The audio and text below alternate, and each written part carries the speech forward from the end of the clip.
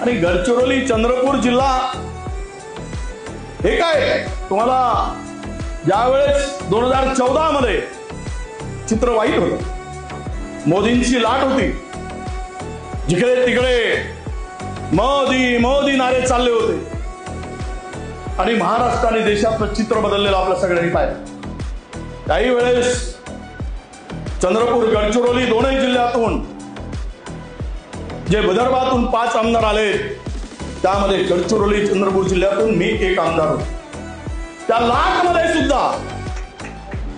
कारण काँग्रेसला थांबवून आणि सुभाष भाऊ फार, मला वाटतं की सुभाष भाऊ निवडून आल्यानंतरच्या ह्याच्यामध्ये 2019 मध्ये, त्यावेळेस त्याच्यापूर्वी 9 मध्ये होतो आम्ही सत्तेमध्ये, सुभाष भाऊ मी, त्यावेळेस आम्ही तिघांनी मिळून या जिल्ह्यामध्ये काँग्रेसला ताकद देण्याचं काम त्यावेळेस